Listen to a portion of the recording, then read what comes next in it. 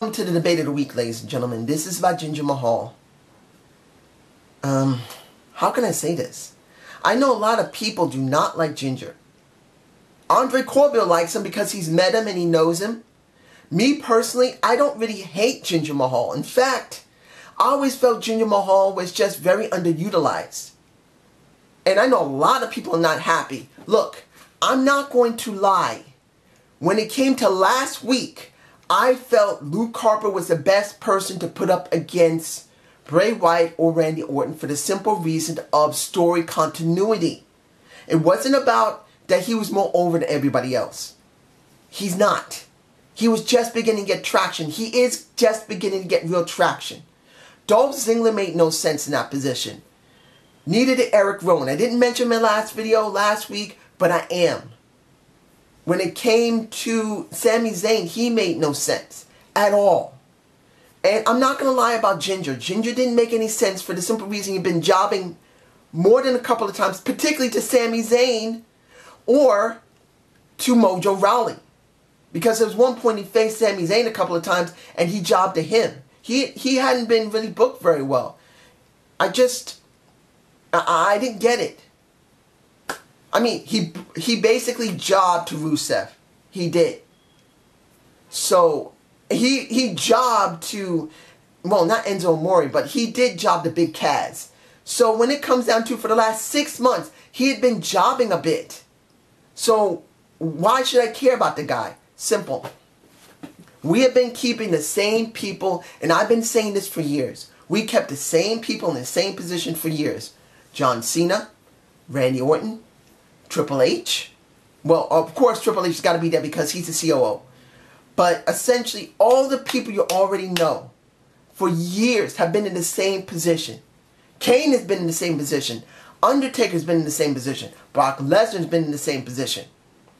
Big Show's been in the same position. There's been no progression much up and down the card of the WWE. Going from the undercard to the mid card to upper card to the main event. There's been almost no movement. And people that you see in the undercard never get used on Raw or SmackDown, at least until the brand split. And I gotta say this about whoever's writing on SmackDown. I'm fine with them actually pushing new people. I just want them to be built properly. That's what I want. Now, of course, Backlash is over a month away. Roughly over a month. It won't come out until, what is it, May something? May 4th or May 21st? I can't remember where. But essentially, we have at least a month before Backlash comes out. And that's good, because that gives us at least a month to see Jinder Mahal get built up.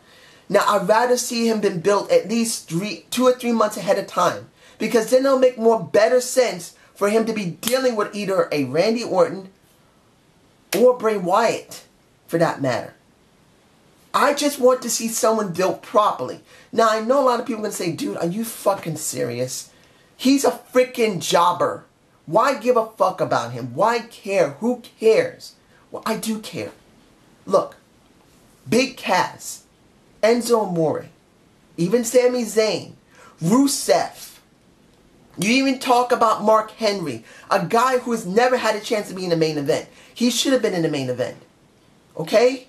Chris Jericho should be in the main event and had already gotten the title by now. The Universal title.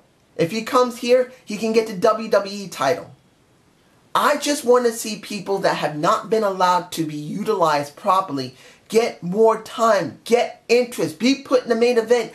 Because all the people you know right now, Randy Orton's not going to stay there for much longer. He may stay another 5 years. Maybe he'll retire. John Cena, he's not even showing much anymore. He used to be there all the time. When was the last time you seen John Cena stay there more than 2 or 3 months at least? He's done a Brock Lesnar. Not because he's a dick. It's because he realized he's getting older. He's getting worn out. He wants to diversify so he can have more to do. That's the way he wants to work. He wants to have more than just wrestling. Because a lot of wrestlers who give everything and then do nothing afterward, a lot of times when they run out of cash, they're in trouble. There's a lot of wrestlers out there that have been living in cars.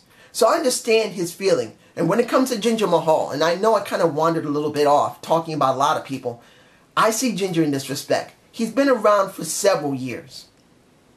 And he has not been utilized very well. Is this storyline he's doing right now saying that I am the angry Indian, that I deserve to be treated better? Is it good? No. They could have done something different with him. They could have done something more profound with him. Maybe they will after this situation going into Backlash. But as it stands, is it a good storyline? No. But it is different.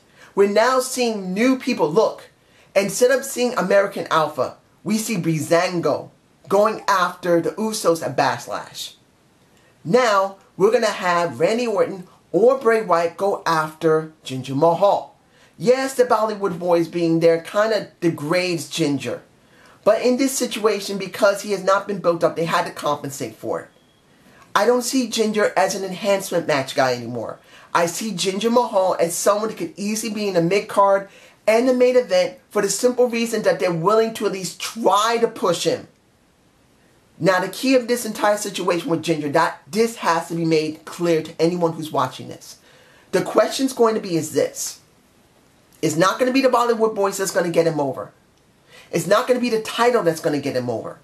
Even if he does win it. It's going to be his own charisma, his character, his in-ring performance. Now, it's been known that Jinder is very stiff in the ring. And a lot of people are not going to work with him unless he learns to be a little less stiff. Now, if he goes into the main event, let's say he does win. The question is going to be, will Jinder bring people into the seats by himself? And even though you have the Bollywood boys by his side, it's still going to be all on Jinder to convince people to care about him. Either to love him or to hate him. That's where it's going to come down to. If they hate him because he's a good heel, then that's good. If he becomes a face and they love him, then that's a good thing because he becomes a face. If they don't care at all, that's bad. And that's going to translate over television if he's not really cheered in a sense or booed in a sense that they just don't like him because they don't care about him. He has to convince the audience wherever arena and on Twitter and on Facebook and on Tumblr and on Instagram, he has to convince them to believe in him as either a heel or a face. If he's not believable in either form, it's going to be over very quickly. They will just trash him and throw him aside and move on to somebody else. Maybe like a Big Kaz or somebody, like a Baron Corbin or somebody. But I do believe this. I am not bashing Jinder Mahal. Anyone who's watching this, Andre, if you see this, and just to say how you doing, Andre, I'm really proud of you going to, what is it, Title Wrestling. I'm really proud of you that you realize you need to move on and you moved on to something bigger and better. I'm not trying to hype you, but I said that because I care, man. But for Andre and anyone else who does care about Jinder, I do believe he can, and I do emphasize this, I do believe he can become a main eventer, and he could bring people into his character, into his work in the ring, if he understands he's got to win them over. It is going to depend on the WWE booking him properly, but if they book him properly, it's going to be left up to him. And I do believe from what I've seen in the promos and his ring work and his physical look, yeah, he might be doing roids. Maybe. Maybe he's doing the new type of roids that doesn't destroy your body too much. I'm not saying he is. If he is doing it, I can understand. I hope he's not using the one that's very destructive. If he is not, dude, if you're doing that, you cut yourself that good, more power to you. I hope you keep that up. Just as long as you don't hurt yourself. But I do believe he can win them over. And I'm talking about the fans.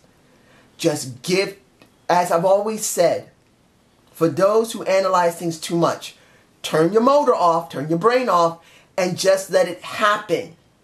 That's what it comes down to with Jinder. If you don't like him, just don't think about what you don't like about him. Just turn your motor off, turn your mind off, and see what develops. If he turns you around, great. If he doesn't, then you know. But that's just my point of view. I hope you enjoyed this debate of the week. Please give me a comment below. I will be getting my Impact review done when it comes out, and I will be getting my Pro Wrestler Guide for newbies. Have a good day. Have a good night. Peace.